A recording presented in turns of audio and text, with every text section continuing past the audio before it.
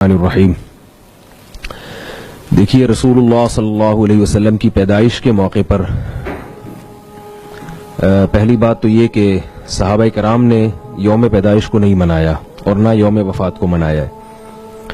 کوئی بھی چیز جب دین سمجھ کے کی جاتی ہے تو اس کے لیے قرآن و سنت سے ثبوت کا ہونا ضروری ہے۔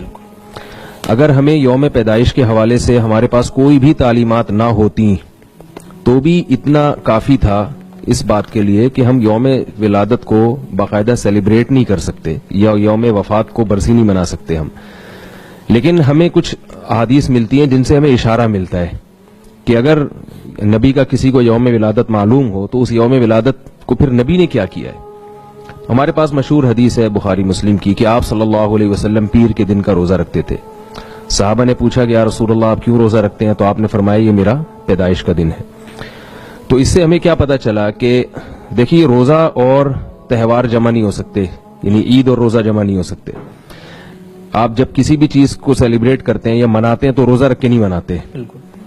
مثال کے طور پر آپ کو کوئی خوشی پہنچی ہو، آپ کا بیٹا امتحان میں پاس ہو گیا، تو آپ یہ نہیں کہیں گے کہ بھئی چونکہ میرا بیٹا امتحان میں پاس ہو گیا لہذا میں کھاؤں گا نہیں اب، ٹھیک ہے نا۔ کھانے سے پرہیز کر کے خوشی نہیں منائی جاتی، کھلا پلا کے خوشی منائی جاتی ہے۔ تو آپ صلی اللہ علیہ وسلم نے پیر کے دن روزہ رکھ کے یہ ثابت کر دیا، گویا امت کو یہ سبق دے دیا کہ میرا جو یوم ولادت ہے اس کو باقاعدہ سیلیبریٹ نہیں کیا جا سکتا۔ دیکھتے ہیں عید الفطر میں روزہ رکھنا حرام ہے، عید الاضحیٰ میں روزہ رکھنا حرام ہے، اور جمعہ میں بھی چھوٹی عید قرار دیا گیا ہے اس کو، تو جمعے کو بھی روزے کے ساتھ خاص کرنا ناپسند کیا گیا ہے کہ اس کی فضیلت سمجھ کے آپ جمعے کی روزہ رکھیں، کیونکہ عید کا تصور ہے اس میں۔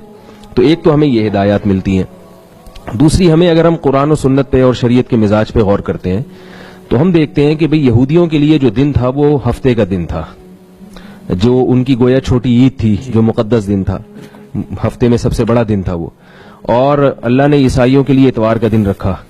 عیسائی یہودیوں کے بعد آئے تو ہفتے کے بعد ان کا اتوار، ہم عیسائیوں کے بعد آئے تو ہمارے لیے پیر ہونا چاہیے تھا، اور وہ نبی کا یوم ولادت بھی تھا تو وہ اور زیادہ اس کا تقاضا تھا کہ ہمارے لیے بڑا دن پیر کو قرار دیا جائے۔ لیکن آپ دیکھیں شریعت نے اس دن کو اہمیت نہیں دی بلکہ جمعے کے دن کو کر دیا اور اس کو عید قرار دے دیا ہمارے لیے۔ تو اس سے بھی ہمیں پتہ چلتا ہے شریعت کے اس مزاج سے کہ شریعت جو ہے وہ نبی کے یوم ولادت والے دن میں تہوار کا عنصر نکال رہی ہے، ٹھیک ہے نا، اس کو کسی بھی لحاظ سے اس کو تہوار نہیں بنانا چاہتی۔ صحابہ کرام کے جو طرز عمل ہے اس میں بھی ہمیں یہ بات ملتی ہے کہ صحابہ کرام نے جب سال کی ابتدا کی ہے، سال کی ابتدا حضرت عمر رضی اللہ تعالیٰ عنہ کے دور میں صحابہ کا اجتماع ہوا اور مشورہ لیا گیا کہ ہم سال کی ابتدا کب سے شروع کریں۔ تو یوم ولادت سے بھی کر سکتے تھے، وہ جس سال آپ کی پیدائش ہوئی، یوم وفات سے بھی کر سکتے تھے، لیکن صحابہ کرام نے ولادت کے سال کو بھی اتنی اہمیت نہیں دی، وفات کے سال کو بھی اہمیت نہیں دی، بلکہ نبی صلی اللہ علیہ وسلم کی ہجرت کے سال کو اہمیت دی، کیونکہ اس میں کیا ہمیں سبق ملتا ہے کہ نبی نے اپنا سب کچھ اللہ کے لیے قربان کیا۔ تو جب بھی سال تبدیل ہوگا تو ہمارے ذہن میں یہ آئے گا کہ جیسے اب 1439 چل رہا ہے، 1439 ہجری کا یہ ربیع الاول چل رہا ہے اور آج 13 تاریخ شروع ہو چکی ہے اس کی، تو 1439 کا لفظ جب آئے گا تو اس کا مطلب ہے کہ نبی کو اللہ کے لیے قربانی دیے ہوئے 1439 سال ہو چکے ہیں، 38 سال ہو چکے ہیں، 39واں شروع ہو چکا ہے، یا 39 ہو چکے ہیں اور 50واں شروع ہو چکا ہے۔ تو اس چیز کو فوکس کیا گیا ہے۔ دوسری بات اس میں یوم ولادت کو باقاعدہ سیلیبریٹ کرنے میں، اس کو باقاعدہ منانے میں ایک اور خرابی بھی ہے کہ اس پر کوئی بھی مسلک ہو، تمام مسلک کے علماء کا اس پر اجماع ہے کہ سالگرہ منانا جائز نہیں ہے۔ آپ دیکھیں سارے علماء کسی بھی مسلک کے ہوں یہی فتویٰ دیتے آئے کہ غیروں کا طریقہ ہے۔ بعض لوگ کہتے ہیں ہم یہ سالگرہ نہیں منا رہے، تو فقہاء لکھتے ہیں العبرۃ للمعانی لا للالفاظ، یہ دیکھا جائے گا کہ ہو کیا رہا ہے، الفاظ نہیں دیکھے جائیں گے۔ آپ اگر کسی کو ایک چیز دیتے ہیں، اپنا مکان بیچتے ہیں اور اس کی 1 کروڑ روپے آپ لیتے ہیں اور آپ یہ کہتے ہیں میں مکان کسی کو گفٹ کر رہا ہوں 1 کروڑ کے بدلے میں، تو نام تو گفٹ کا استعمال ہو رہا ہے، ہدیے کا استعمال ہو رہا ہے، مگر چونکہ آپ 1 کروڑ روپے اس سے لے رہے ہیں تو اس کو ہم کیا کہیں گے، اس پہ بیع و شراء کے، خرید و فروخت کے حکام جاری ہوں گے۔ تو لیبل چینج کرنے سے میں اس پہ ایک چھوٹا سا لطیفہ بھی سناتا ہوں لوگوں کو کہ ایک آدمی نے چینی کی بوری رکھی ہوئی تھی اور بیچنے کے لیے، اور اس پہ چاول کا بورڈ لگایا ہوا تھا۔ کسی نے کہا ہے یہ چینی اور آپ نے لیبل چاول کا لگایا ہوا ہے، تو یہ کیا ہے؟ اس نے کہا یہ مکھیوں کو دھوکہ دینے کے لیے کیا میں نے۔ تو مکھیاں جو ہے وہ دھوکے میں نہیں آئیں گی، تو لیبل چینج ہونے سے کچھ نہیں ہوتا۔ یوم ولادت کو سیلیبریٹ کرنا یہ ہے سالگرہ، کیک اس کا لازمی عنصر نہیں ہے، اس میں کیک بھی ہو سکتا ہے، مٹھائی بھی ہو سکتی ہے، بتیاں بھی ہو سکتی ہیں، یہ سب چیزیں ہو سکتی ہیں، اس میں کچھ بھی ہو سکتا ہے، اور یہ ہو بھی رہا ہے تو کیک بھی ہو رہا ہے, لیکن نہ بھی ہو کیک, اس کو سیلیبریٹ کرنا جو ہے نا اصل چیز ہے. تو جب آپ یوم ولادت منا رہے ہیں تو یہ سیلیبریٹ کرنا ہی ہوا, یہ سالگرہ منانا ہی ہوا. اب عجیب بات ہے, انگریز ہم پر اعتراض کر سکتا ہے کہ میں اپنے بچے کا یوم ولادت مناؤں تو تم اس کو ناجائز کہتے ہو اور کہتے ہو اسلام میں یہ منع ہے, اور جو نبی اسلام لے کر آئے انہی کا یوم ولادت منا رہے ہو, انہی کی سالگرہ منا رہے ہو, تو یہ ناجائز نہیں ہے. تو آپ اس کو کیا کہیں گے, آپ اس کو کیسے قائل کریں گے اس پر؟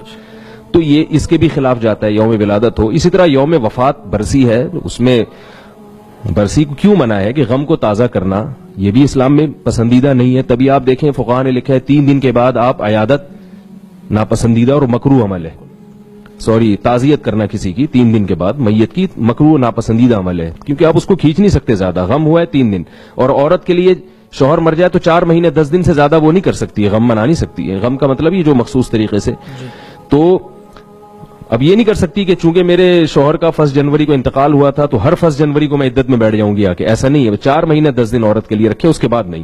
اور عام حالات میں جو آپ غم کو کسی حد تک آپ جو یعنی تعزیت وغیرہ کر کے شیئر کر سکتے ہیں وہ 3 دن رکھا گیا ہے, تو ایک لمٹ کر دی. تو برسی کا بھی تصور اسلام میں نہیں ہے کہ یوم وفات منایا جائے, اور اسلام میں سالگرہ کا بھی تصور نہیں ہے. تو اس لیے میں یہ سمجھتا ہوں کہ میں کیا جو بڑے علماء ہیں وہ سب یہ کہتے ہیں کہ یوم ولادت کو باقاعدہ سیلیبریٹ کرنا یہ غلط ہے. آج جمعے کے دن میرا اس موضوع پر بہت تفصیلی بیان ہوا ہے, تو جو بھی سننے والے لوگ ہیں میں ان سے کہوں گا کہ وہ ابھی اپلوڈ ہوا نہیں ہے, نیٹ ورک کیونکہ آج صحیح نہیں چل رہا تھا, اس لیے وہ فیس بک پہ لائیو بھی نہیں جا سکا, کیونکہ نبی صلی اللہ علیہ وسلم کی خوشی میں موبائل بند ہوئے ہیں, ٹھیک ہے نا, تو جو ہے نا وہ روڈ بھی جام ہوئے ہیں اور موبائل بھی بند ہوئے ہیں. میں خود یہاں پہنچنے میں مجھے بہت ٹائم لگا ہے, ٹریفک بہت زیادہ جیم تھا. تو یہ ہم کس طرح نبی صلی اللہ علیہ وسلم کو خوش کرنے کی کوشش کر رہے ہیں کہ قیامت کے دن ہم کیسے کیا ان چیزوں سے آپ صلی اللہ علیہ وسلم خوش ہوں گے کہ ہم آپ صلی اللہ علیہ وسلم کی تعلیمات کو فالو نہ کریں اور اپنے طریقے سے ہم اس کو یعنی آپ محبت کا اظہار کی کوشش کریں. تو میں لوگوں سے ایک گزارش کروں گا کہ وہ اس بیان کو لازمی سنیں جب اپلوڈ ہو جائے. آج بیان ہوا ہے جمعے کا, اس میں بہت تفصیل سے میں نے اس پر نمبر وار تقریباً 10 یا 11 دلائل دیے. اور ایک آخری بات جو میں خلاصے کے طور پر کہ دیکھیں ہمیں جب بھی کسی سے محبت ہوتی ہے تو محبوب کو اپنی طریقے سے راضی نہیں کیا جاتا, بلکہ یہ دیکھا جاتا ہے محبوب کا مزاج کیا ہے, محبوب کا مزاج کیا ہے.